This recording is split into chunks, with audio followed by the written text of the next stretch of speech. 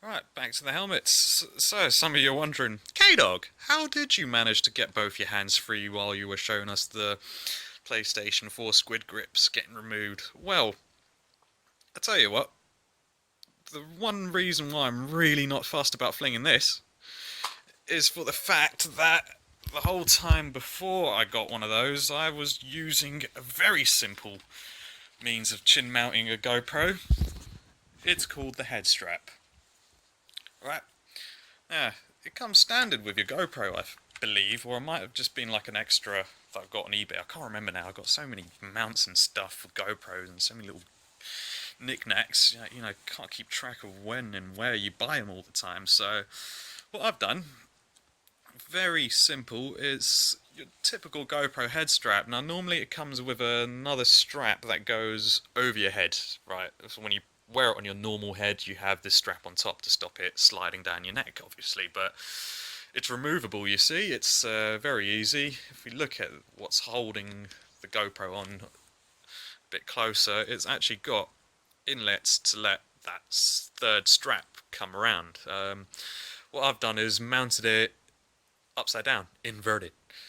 Right. Sheer fact, when I'm on a bike, even an enduro, you'll find that your helmet is actually tilted like that a lot of the time because you are in such a posture, reaching your handlebars and that, things are pointing down. And I'm not a fan of, well, I'm not, I can't say, it's much point recording the tank and the handlebars of your bike when you've got to actually use the camera to point at what's going on ahead of you.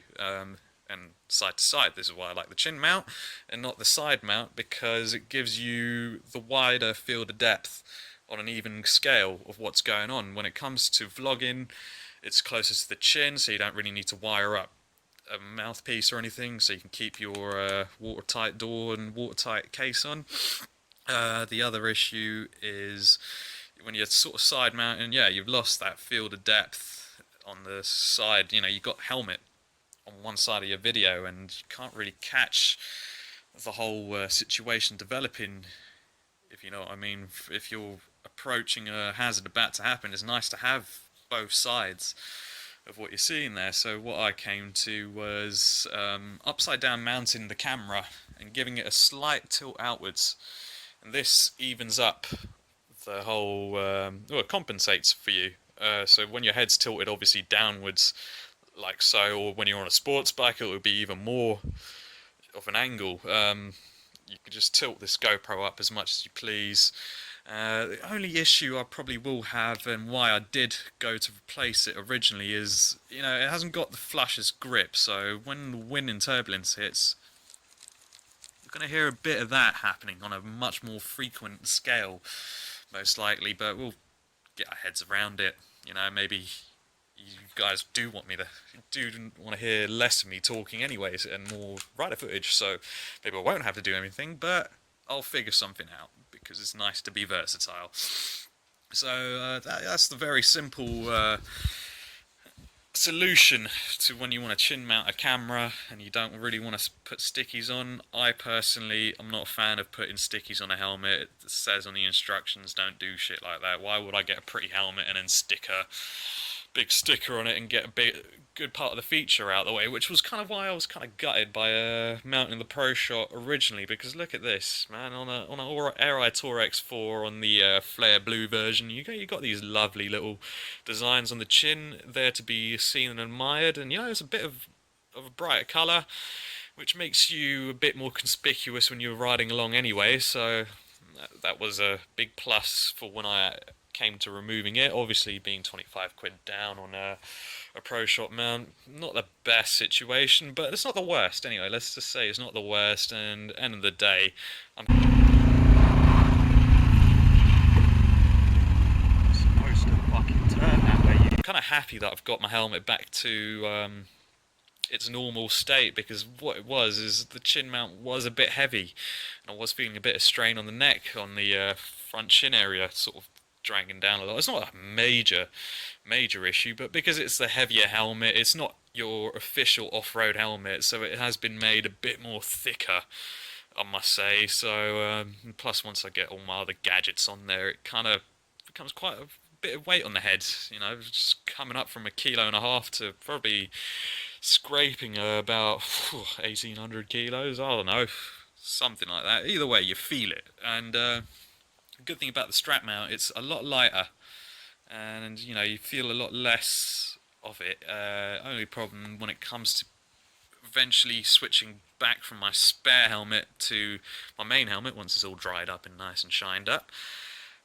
It's not got the best sit on this portion, but you still get good footage, even if you just wanted to just tilt it to one side so it will just sit a bit more stable. You're still going to get some good footage because it's got a lovely aperture GoPro, and a lot of your action cams. You know what? The only shame about the GoPro is the battery life. That's the only thing we can really con it for. But what I've come to do is just start carrying 2, 3 extra spare batteries and a power bank, and away you are, mate. Just stay active enough to change your batteries around as you go. I'm debating to get another 64 gig memory card, but you know the option of having the 64 gig in here and a 64 gig on my Android phone, it helps because in total you end up with about 128 gigabytes. Realistically, if you're patient enough to just regularly transfer the files from here onto your phone via the GoPro app, that will take off a lot of edge on the camera's memory card getting strained upon, and that way you can record longer videos as well as you go. If you keep recycling the videos and removing as you go, which they state on a lot of GoPro Hero websites, you'll see obviously Hero 4 is upside down because I've had to upside down mount the cam. You can do the settings to adjust the camera's field of view so you don't have to flip your videos every time you edit them. You can actually tell the camera to put its orientation to down, which means upside down. You can put it on auto, but what I don't recommend chin mounting on auto orientation is the fact that when I come to putting my helmet on, you know, I grab it and I can go, oh, need to put the camera on, and I could be very well holding it like this and then going for the quick shot button. What ends up happening is the orientation now is set up for the right way up if it's on auto. So by the time you flipped your helmet, put it on your head, you're recording an upside down video and it's just long to flip, and especially if you want to just do it straight on your Android phone. For some reason the Sony Xperia doesn't give you the option of flipping footage on there, so you got to get it onto computer. So that's pretty much my solution to chin mounting. We've tried the Proshot, good as it was, past tense. It eventually had its major flaw come about, which was just the sticky mounts not being versatile enough for changing conditions in weather and temperature. And what wound up actually happening was it moulded a bit too well at one point, and it actually took the contours well in. Technically, I was only mounting a very small portion. Let's pull it out of the bin. It's not in a bin, but I just flung it to the side. It was in arm's reach. I was technically only having this much of it making contact with the helmet, actually, whereas this part kind of got lost in the contours. You know, it gets thinner as it gets to the tip of the chin, so it actually didn't have that contact there, but it still had a firm grip and it didn't really want to go anywhere. In fact, so well that it just ripped its whole self off when I was last trying to remove it. Well, if we take a closer look, you can see where it's sort of warped as well from all the heat that's had to sort of change with. Not so much on the left, on the other side, but you can see that. Quite a bit of a bend there now. We are happy with the chin mount. Gonna just have to deal with the chin mount. Proshot's gone. Yeah, until there's action cameras that are actually worth sticking to the helmet. You know what else made me regret this is the fact that the Bandit from TomTom's out. It's a shame I'm not going to get that yet, because they do need to compact it to this size, actually. There was a video of a guy saying they hated this shape of the camera, but really it is the most functional when you want to go for low profile mounting. When it comes to, you know, telescopic shaped action cams, they're long elongated tubes most of the time. The only real limitation you got is you can only realistically put it on the side or put it on the top, maybe have it peek out the back, but end of the day, why would I do that to this helmet when I've got to put a peak there anyway, and all you're going to see is this flappy little peak. You're going to hear the wind turbulence coming in as well. Bear in mind, because there's a gap of air, there's a gap between this much and that much of the helmet peak itself, which lets the air whistle. So we're not going to put it on the top ever. And all you would see is just the peak of the helmet, which is kind of cool for a calling card basis. But well, you know, you want to see the bike, want to see the road, I want to see more, and I find that's where the chin mount comes in. You're seeing what I'm seeing, quite literally, unless I'm panning my eyes individually, which is kind of a privacy godsend for me, because I don't want you guys to see everything I look at, because some things I look at aren't the best things to look at. But you know, we do shit like that. Eyes are there to see, right? And I'm just trying to help you guys get the best out of the videos that I record here. So, chin mount, my weapon of choice, hands down. Other pro about having a action cam chin mount, it is the air turbulence. Well, it's right on the front of the helmet, so air isn't going to actually cause much of an issue here. I've got a mate that mounted his action cam actually on the back. Fair enough, he had quite a large unit, but you know, he did it enough so that you literally just had a bit of that sticking out of the top.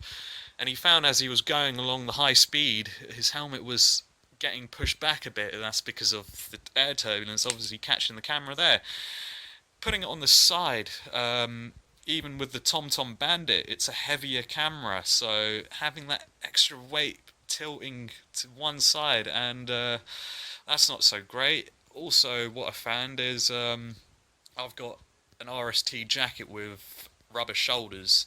They're rather prominent shoulders, and doing the lifesaver means you catch a bit of that rubber shoulder with whatever device or unit, i.e. the Bluetooth headset. Even with this headset, when I do my lifesaver to my left, I wind up catching the shoulder a bit, and it doesn't let me, you know, fully twist my head around, and that's a bit of a hazard to me, because I like to make sure I'm able to see where I've been as well when I'm riding, and see what is coming up behind me when I'm turning. So safest thing really, without causing much of an obstruction. As you can see, this is well out the way. I have complete faith that this is not going to slide down around my neck. Even if it does that, it's not a bad scenario. Your camera hasn't gone anywhere apart from around your neck, because what's happened is, what could maybe happen, I don't know, man, it depends what conditions you're riding in. I'll say in the rain, this gets a bit gritty, it gets a bit dirty, you know, all the dirt from the road sticks to the... What it does, you know, it's got rubberized grips on the inside actually. If you peel this back, sorry, it's hard to do with one hand, but yeah, you get the gist. There's a bit of a rubber strip going along the middle of it, a bit of a material there as well, a bit of a sponge, and that gives it the firm sort of clasp to the side of your helmet and all that. Even there's a bit of fabric there, so that is pretty firm on there. It doesn't shake, it doesn't come loose. The only problem is you got a bit of a flappering sort of sound to deal with, probably when you're playing back your videos, which you can probably easily go over with a bit of a background soundtrack if you wanted to. So I think I'm happy being back on the chin strap mount with the GoPro. You know, sometimes I might be not bothered to put the chin strap on. I'll just go for the chest mount, which I have. And chest mount is also good, but what that's got is a bit of a lower field of view, so you will see more tank, more handlebar. But yeah, you don't want to eliminate too much of the road, in my humble opinion, especially if you've got a tall fly screen like my Tiger XRX has. You know, this fly screen does distort the video a bit as well. You don't get the clarity, and technically I do want to be able to pick up number plates and stuff, because when people are doing things, bit of fly juice on the helmet, when people are doing things on the road and it's worth recording, I want to get the best I can out of that recording, to be honest. So chin strap mount, inverted, slight angle up, away you are.